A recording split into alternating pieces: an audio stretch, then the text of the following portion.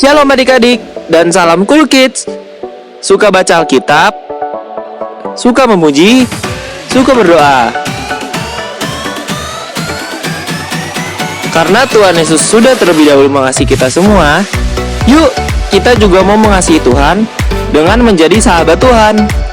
Kita mau menjadi anak-anak yang mau turut kehendaknya.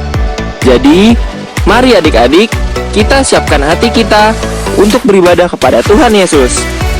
Jangan lupa Alkitabnya ya. Selamat beribadah.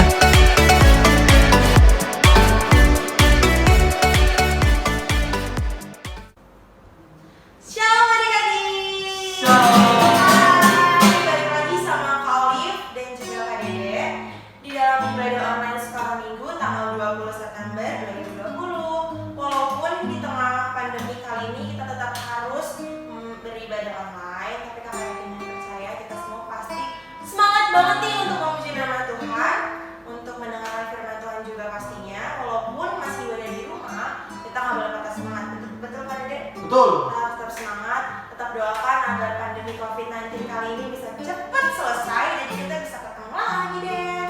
Oke, kita mau mulai ibadah kita pada hari ini. Siapkan hati dan pikiran dari kami semua. Kita mau angkat satu lagu pujian dengan apa akan ku balas.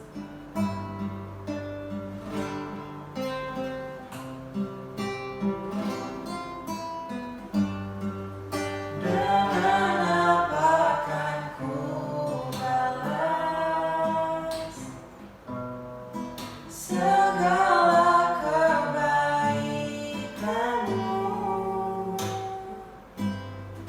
segenap hatiku menyembahmu Yesus, ku bersyukur padamu selamanya. Katakan Kau Allah yang setia, Kau Allah yang setia, Bapa yang mulia, kasih-Mu besar Tuhan, Kau pulihkan hidupku, Kaulah harapan, Kaulah harapanku. Hidupku dalam-Mu, terima kasih Tuhan, Kau selamatkan hidupku. Dengan apa akan ku balas segala kebaikanmu, segenap hatiku menyembahmu Yesus, ku bersyukur padamu. Dengan apa akan ku balas segala kebaikanmu, segenap hatiku menyembahmu Yesus, ku bersyukur padamu. Segenap hatiku menyembahmu Yesus, ku bersyukur padamu. Segenap hatiku menyembahmu Yesus, ku bersyukur padamu selamanya. Benar Tuhan, seperti lagu pujian yang telah kami naikkan, kami nggak tahu Tuhan gimana cara kami untuk balas setiap kebaikan-Mu untuk kami pribadi lepas pribadi, tapi kami sangat yakin dan terlalu percaya lewat puji-pujian kami dapat menyenangkan hati-Mu Bapa. Kami sudah sangat siap Tuhan untuk mengikuti ibadah online pada hari ini. Kiranya Tuhan yang berkati dari awal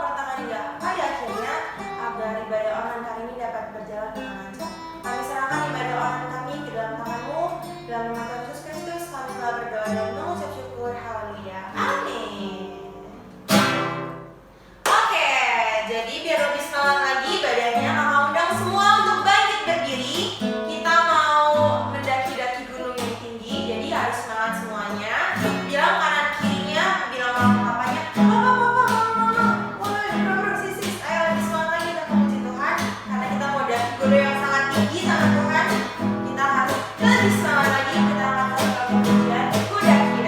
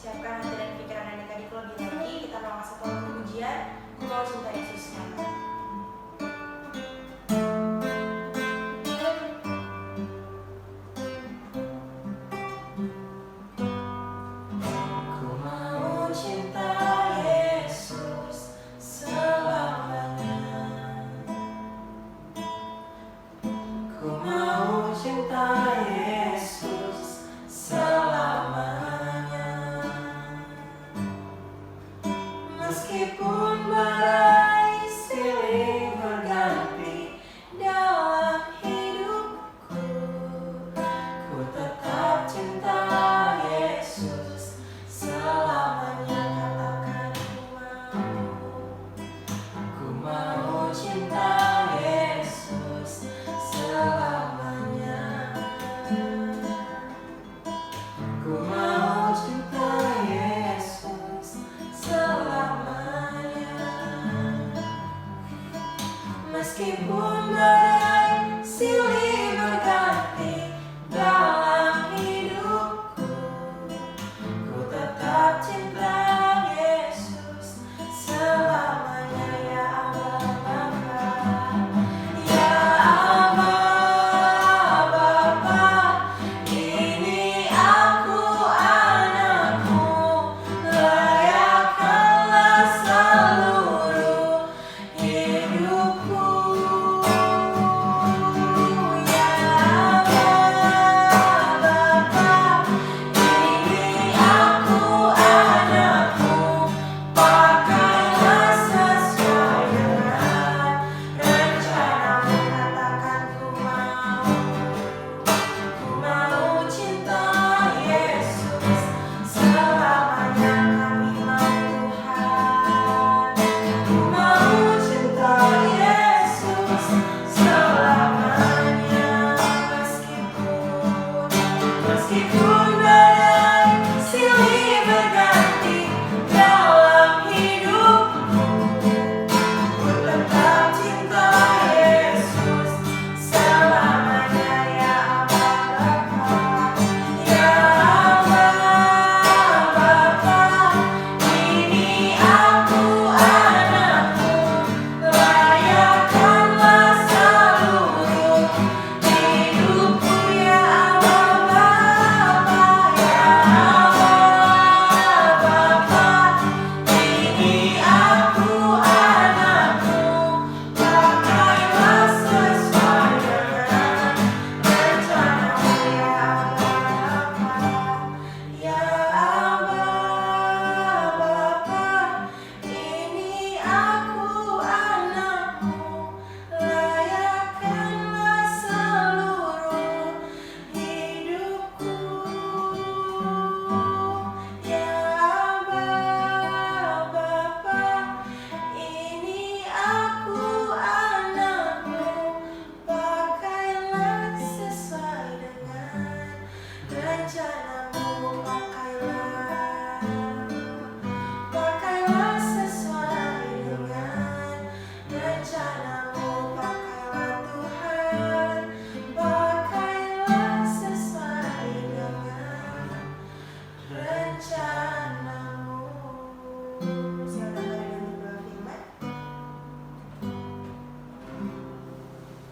Kita berdoa. Tuhan, sebentar lagi kami mau mendengarkan firman-Mu.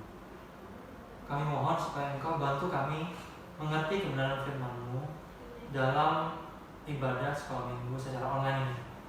Terima kasih Tuhan Yesus, dan bukan hanya bantu kami mengerti firman-Mu, tapi tolong bantu kami supaya melakukan firman-Mu. Di dalam nama Tuhan Yesus Kristus kami sudah berdoa dan mengucap syukur. Amin. Amin. Selamat beribadah. Shalom adik-adik. Sekarang kita akan mendengarkan firman Tuhan. Jadi duduk yang manis, buatlah diri adik-adik nyaman, dan kita mulai belajar firman Tuhan-nya.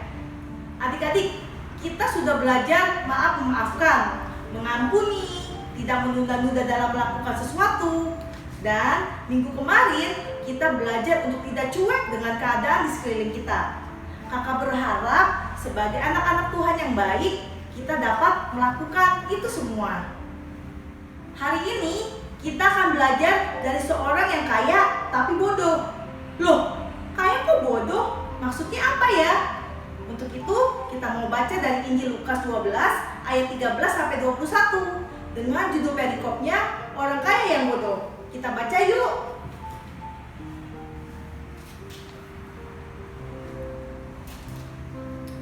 Orang kaya yang bodoh.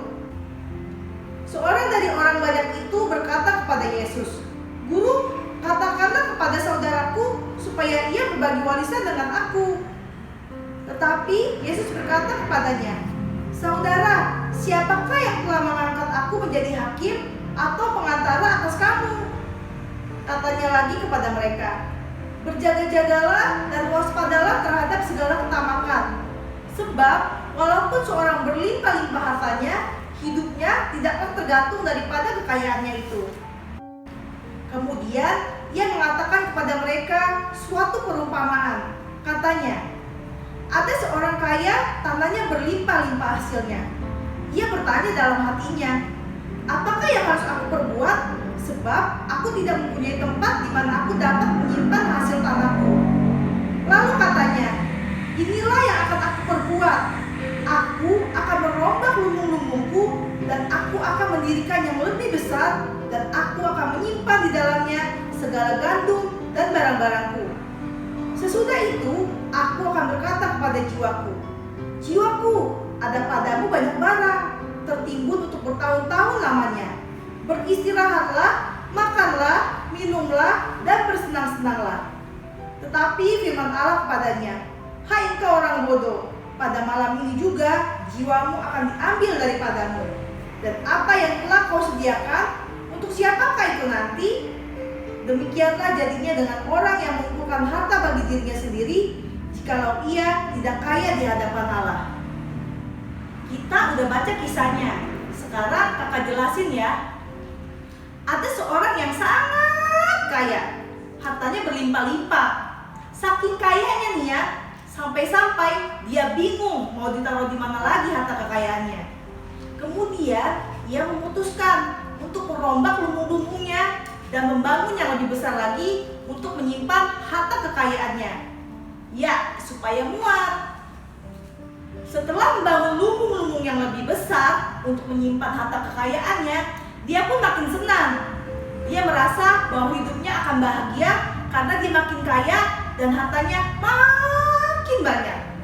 Mungkin dia mikirnya gini, "Aku sudah kaya raya. Bahkan dengan kekayaanku, aku bisa mendapatkan kekayaan yang lebih banyak lagi. Dengan harta dan segala bisnisku, kedepannya harta kekayaanku akan makin banyak. Kalau sudah begini, ya enaklah hidupku." Dia merasa bahwa hartanya benar-benar bisa menjamin hidupnya dan membuat dia bahagia. Ternyata kenyataan berkata lain.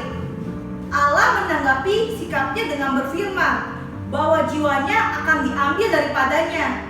Dan Tuhan bilang, "Untuk siapakah semua yang telah kau sediakan itu?" Orang kaya itu pun meninggal dunia, entah secara tiba-tiba atau karena sakit yang parah. Kalau udah begitu, semua harta yang dia kumpulkan jadi sia-sia kan? Dia jadi gak bisa menikmati harta yang dia miliki. Coba seandainya orang kaya tersebut nggak tamak atau nggak rakus, dia tetap bisa menabung, tetap kaya, tapi nggak serakah. Dia nggak hanya mengumpulkan harta bagi dirinya sendiri, tapi dengan kekayaannya dia bisa membuat yayasan panti asuhan, dia bisa mendonasikan uangnya untuk korban bencana alam, atau kalau seperti saat ini, dia bisa membantu orang-orang yang terkena dampak dari pandemi COVID-19 dengan memberikan bantuan berupa kebutuhan pokok bagi yang membutuhkan. Nah, kalau dia meninggal sekalipun, dia sudah menjadi berkat bagi banyak orang. Bahkan bukan hal yang gak mungkin kalau orang lain melihat Kristus hidup di dalam orang kaya tersebut. Sehingga melalui kehidupannya, dia bisa membawa banyak orang datang kepada Tuhan Yesus. Karena dia menggunakan harta kekayaannya bukan untuk dirinya sendiri, tapi untuk menolong orang lain yang membutuhkan. Andai saja orang kaya tersebut seperti itu, bukan orang kaya yang bodoh. Adik-adik, dari kisah perumpamaan ini kita belajar. Ternyata ketamakan atau rakus itu merugikan diri kita sendiri. Kita berpikir bahwa dengan kita mengumpulkan harta yang banyak misalnya, maka hidup kita akan bahagia. Padahal enggak. Pas kita udah mengumpulkannya, kita akan mencari kebahagiaan yang lain. Atau paling enggak, kita akan berusaha untuk mengumpulkan lebih lebih banyak lagi. Gitu aja terus, nggak ada habis-habisnya. Contohnya, kita pengen banget punya iPhone 5. Begitu sudah punya iPhone 5, muncul iPhone 6. Terus kita kepingin iPhone 6. Padahal iPhone 5-nya masih bagus. Begitu udah punya iPhone 6, muncul iPhone 7. Kita pingin iPhone 7. Ada iPhone 8, 9, 10, 11 sampai 20, kita pengen juga. Dan seterusnya. Memang benar, jika kita punya uang yang banyak, kita bisa membeli apa yang kita mau. Tapi itu sifatnya adalah kebahagiaan sementara. Ingat adik-adik, sebanyak apapun uang kita, kita tidak bisa membeli waktu. Tuhan, 24 jam kurang nih. Aku punya uang yang banyak banget. Aku mau beli 2 jam dong Tuhan. Kan gak bisa adik-adik. Karena setiap orang dikasih waktu yang sama, yaitu 24 jam sehari. Uang juga tidak bisa membeli sukacita, kedamaian, cinta, dan kesehatan.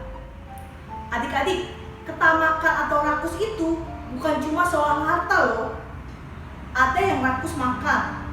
Kalau lihat makanan, maunya dimakan semuanya. Padahal begitu dia sudah ambil semuanya, belum tentu dia bisa habiskan semuanya. Akhirnya jadi terbuang sia-sia. Ada juga yang namanya tamak akan pujian dari orang lain. Maunya apapun yang dia perbuat dipuji-puji. Misalnya, kita punya teman yang suka traktir, tapi habis ditraktir, kita harus puji dia. Ih, kamu baik banget sih. Ih, uang kamu banyak banget sih. Kok gak habis-habis ya? Dan lain sebagainya. Kalau kita gak puji dia, terus dia jadi marah. Jadi, dia melakukan sesuatu hanya karena mau dipuji doang. Jadi, hati-hati ya dengan segala jenis ketamakan. Jangan sampai kita kayak orang kaya yang bodoh tadi. Sudah capek-capek bekerja untuk mendapatkan kekayaan, tetapi dia tidak bisa menikmatinya karena Tuhan sudah keburu memanggil dia, alias meninggal. Jika Tuhan mempercayakan sesuatu sama kita, yuk jangan dinikmati untuk diri kita sendiri, tetapi kita mau berbagi dengan orang lain yang membutuhkan. Jadi kita tidak hanya kaya di dunia ini, tetapi kaya juga di hadapan Tuhan. Demikianlah firman Tuhan hari ini. Ayat hafalan minggu ini diambil dari Lukas 12 ayat 15. Yuk kita buka sama-sama.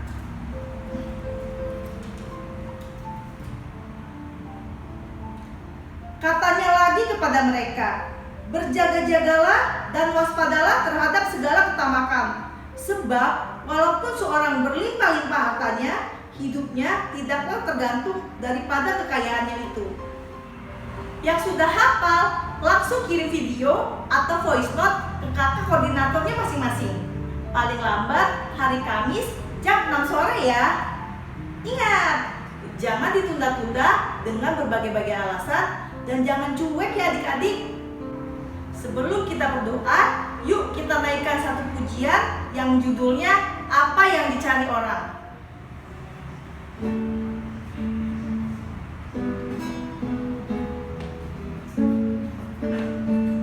Apa yang dicari orang? Uang.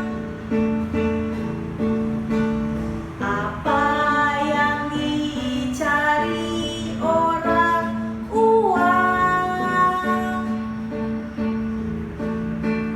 Apa yang dicari orang? Siang, malam, pagi, petang. Uang, uang, uang. Bukan Tuhan Yesus.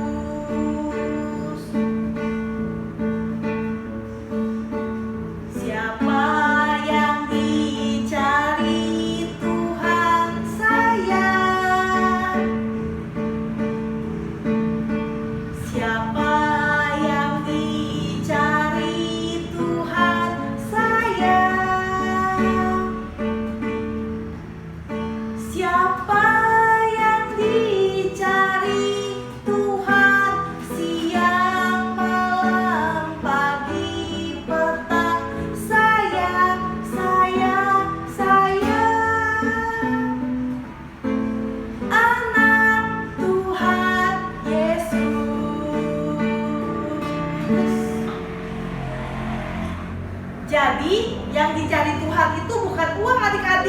tapi kita anak-anak Tuhan Yesus.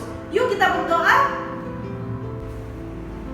Tuhan Yesus, terima kasih untuk firman-Mu pagi hari ini yang mengingatkan kami melalui perumpamaan tentang orang kaya yang bodoh. Melalui firman ini, kami belajar untuk tidak tamak atau rakus, tetapi supaya kami tidak mementingkan diri sendiri, tetapi mau berbagi berkat dengan orang lain yang membutuhkan. Tuhan tolong kami untuk melakukannya dalam kehidupan kami sehari-hari. Kami juga mengucap syukur jika sampai hari ini Tuhan masih memberkati dan melindungi kami semuanya. Berkati keluarga kami, daerah tempat kami tinggal, dan berkati juga bangsa Indonesia. Di dalam nama Tuhan Yesus, kami berdoa dan mengucap syukur. Amin. Selamat hari Minggu. Tuhan Yesus memberkati. Dadah.